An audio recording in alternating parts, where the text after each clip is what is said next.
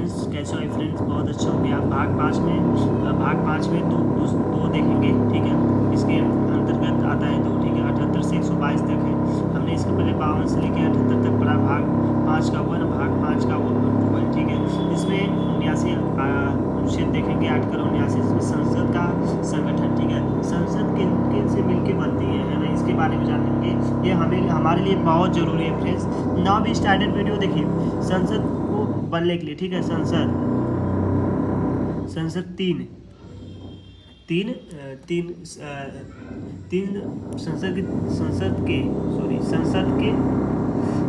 के तीन भाग, ठीक है। तीन भाग कौन कौन से हैं जानते हैं हम लोग। राष्ट्रपति हो गए, और दूसरा राज्य सभा प्लस तीसरा हो गया लोकसभा, ठीक है। लोकसभा, ठीक है। राज्यसभा, लोकसभा।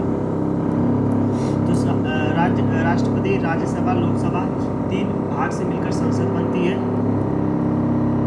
तीनों भाग से मिलकर संसद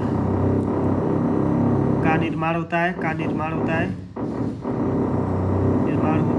है ना, होता है।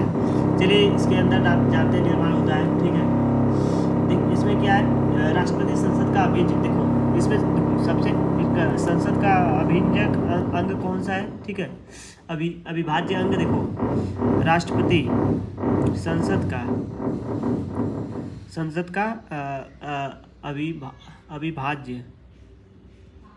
अविभाज्य अंग राष्ट्रपति है, ठीक है। ये हमें जानना बहुत ज़रूरी है, पूछ सकता है कि संसद का अविभाज्य अंग कौन है, तो राष्ट्रपति है। राष्ट्रपति सदन के सदस्य नहीं होते हैं, भले ही किसी सदन के सदस्य, देखो राष्ट्रपति किसी सदन के सदस्य नहीं होते हैं, बट संसद के अविभाज्य अंग है। राज्यसभा राज्यों में शासित प्रदेशों में प्रतिनिधित्व करते हैं। राज्यसभा में राज्यों के केंद्र शासित प्रदेशों में प्रतिनिधित्व करते हैं ना, प्रतिनिधित्व करते हैं। लोकसभा भारत के जनता प्रदेश के प्रतिनिधित्व करते हैं, है ना। बात करूँ राज्यसभा, राज्यों को, ठीक है। राज्यसभा है ना, राज्यसभा है ना, राज्यों को, जो राज्य है, राज्यों को केंद्र के प्रशासनिक, है ना, केंद्र शासित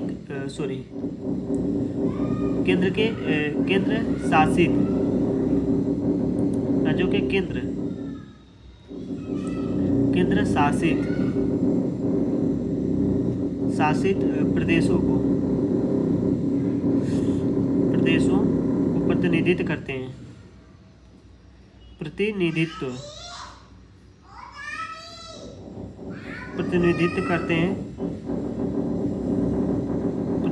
करते हैं, है ना। जो कि लोकसभा, ठीक है। लोकसभा क्या करता है, लोकसभा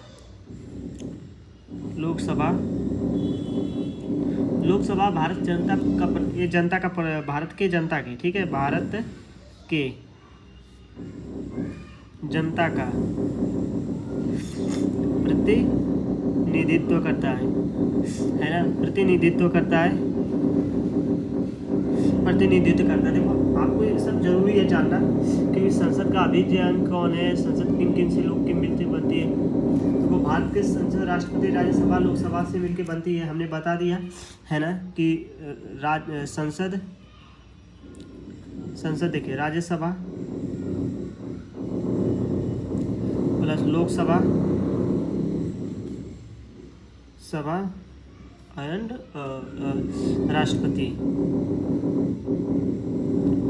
राष्ट्रपति, ठीक है, मिलकर, है ना, बनती है।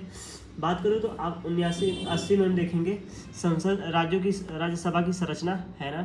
तो देखिए इसमें ज़्यादा डीप नहीं, थोड़ा सा मैं आपको डीप बता दे रहा हूँ, है ना। हमें जानना जरूरी है ना आर्टिकल के बारे में, क्योंकि हम अगर जानते रहेंगे तो एज हमसे कोई भी सवाल वगैरह आएगा तो हम एज उसको अच्छा से समझ बूझ के लगा सकते हैं, राइट।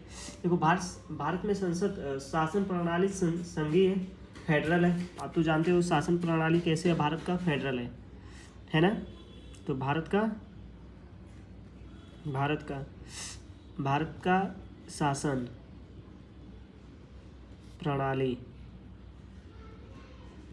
प्रणाली कैसी है, फेडरल है ना। फेडरल बोलते हैं संघीय, है ना। संघीय है यानी केंद्र सरकार और राज्य सरकार के बीच अधिकारों का बंटवारा है, यानी केंद्र सरकार राज्य सरकार के बीच अधिकारों का बंटवारा है। तो कोई पूछ सकता है कि भारत का शासन प्रणाली कैसी है, संघीय है, फेडरल है, जो कि केंद्र और राज्य सरकार के बीच शक्तियों का बंटवारा होता है। केंद्र सरकार विधायकी अंग, लॉ ऑफ मेकिंग बॉडी होती है, जो संसद पार्लियामेंट कहलाता है ना। अनुच्छेद 89 में संसद की संरचना स्ट्रक्चर तय करता है, स्ट्रक्चर यानी कैसे संसद बनती है, क्या क्या मिलकर बनती है ना, उसको बोलते हैं। जैसे कि राष्ट्रपति, लोकसभा, राज्यसभा मिलकर संसद बनती है ना। फिर इसके में क्या प्रेसिडेंट, देखिए राष्ट्रपति संसद का अविभाज्य अंग है प्रेसिडेंट, ठीक है, इन्हें हमने आपको बता दिया है।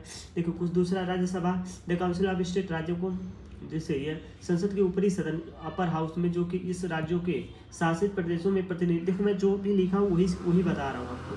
फिर थोड़ा सा अभी वीडियो को बहुत गौर से मैं जब लिखा हूँ उसको समझिएगा, आपको पूरा समझ में आएगा।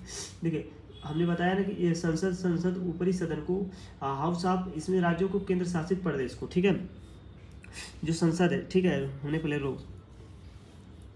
राज्यसभा क्या है, देखो हम इसका बता रहे हैं। राज्यसभा क्या है, राज्यसभा का संसद के ऊपरी सदन के ऊपर हाउस, जैसे कि इसमें राज्यों को, केंद्र शासित प्रदेशों को प्रतिनिधित्व लेता है, ठीक है, जो कि राज्य है ना। राज्यसभा में अस्थायी सदन होते हैं, परमानेंट हाउस जो कहा जाता है, जो ये इसमें कभी भंग नहीं होते, हर साल दो साल में एक से 3 सदस्य सेवानिवृत्त होते हैं, हटते हैं और आते हैं, ठीक है।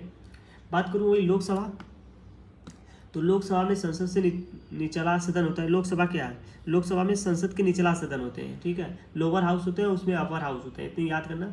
और राज्यसभा में अपर हाउस होते हैं, ये निर्वाचित नहीं होते, इनका एक परमानेंट, ये अस्थायी सदन होते हैं। राज्यसभा के लोग अस्थायी सदन होते हैं, ठीक है, अस्थायी सदन है, मैं लिख दे रहा हूँ अस्थायी सदन, ठीक है। इनका ये परमानेंट रहते हैं, इनके 1/3 भाग सदस्य सेवानिवृत्त होते हैं, हर साल होते, हर 2 साल में होते हैं। बात करूँ तो ये परमानेंट हाउस है राज्यसभा, ठीक है। बात करूँ वही लोकसभा में बात करूँ तो ये निचला सदन है ना, लोअर हाउस बोलते हैं, निचला सदन है राज्य लोकसभा में, जो कि जनता के प्रतिनिधित्व करते हैं। ये इसमें सदस्य सीधे जनता द्वारा चुने, देखो लोकसभा में जनता द्वारा, है ना, जनता द्वारा चुना जाता है, ठीक है। तो इसमें हम जनता द्वारा 5 साल में इसका कार्यकाल सामान्यतः समाप्त हो जाता है। ये जनता द्वारा लोअर हाउस, अपर हाउस ये परमानेंट होते हैं, या राज्यसभा में अस्थायी सदन होते हैं, इसे भंग नहीं किया जाता, हर साल 2 साल में चेंज होते हैं, सदस्य सेवानिवृत्त होते हैं, है ना। तो आई होप आपको ये समझ में आया होगा, है ना, क्योंकि ये सब मैं इसलिए बता रहा हूँ कि आपको इधर नॉलेज जो है डीपली नॉलेज मिले, ताकि आपको कोई कंफ्यूजन ना हो। फिर देखिए इसमें जो वोट नहीं, देखो राष्ट्रपति संसद का अंग है लेकिन वोट नहीं देता है। राष्ट्रपति देखो संसद का अंग माना जाता है बट वोट नहीं देता है। विधेयक और मंजूरी देना, ठीक है, क्योंकि देखो संवैधानिक औपचारिक है तो क्या है, कॉन्स्टिट्यूशनल फॉर्मूला है, क्योंकि संसद द्वारा उद्घाटन करना, संसद का शस्त्र बुलाना, आपातकालीन घोषणा करना, ये सब क्या संसद का ही है ना। तो इसमें क्या, ये तो राष्ट्रपति तो लागू कराता है, बट ये क्या है कि संसद ही सब बताता है, सब करता है, ठीक है। राष्ट्रपति सिर्फ ऑर्डर करता है, लागू कराता है ना। आई होप आपको समझ में आएगा। देखो राष्ट्रपति और संसद का अंग बनाना, देखो संविधान निर्माण में राष्ट्रपति और संसद का अंग हिस्सा इसलिए बनाया गया क्योंकि बनाया गया, देखो हमें ये तो भी जानना जरूरी है कि राष्ट्रपति और संसद का हिस्सा क्यों बनाया गया है, ये तो हमें जानना। तो भारत में जो कानून बनाने की प्रक्रिया है, कार्यपालिका, एग्जीक्यूटिव और विधायिकी, लेजिस्लेचर ये भी बोल सकते हैं, सहयोग आवश्यक है। क्योंकि देखो कार्यपालिका जो एग्जीक्यूटिव जो कि राष्ट्रपति के अंदर आता है ना, तो राष्ट्रपति ये सुनिश्चित करता है कि संसद कार्य संविधान में अनुसार हो रहा है कि नहीं। राष्ट्रपति यही सुनिश्चित करता है कि संसद जो भी कार्य कर रही है वो संविधान के अनुसार हो रहा है कि नहीं, इसलिए ये मतलब बनाया गया है राष्ट्रीय संसद का अंग है। आई होप आपको समझ में आया होगा फ्रेंड्स, है ना। तो हम नेक्स्ट वीडियो में आर्टिकल 80 आएगा, मिलेंगे, है ना। आई होप आपको ये वीडियो समझ में आई होगी फ्रेंड्स।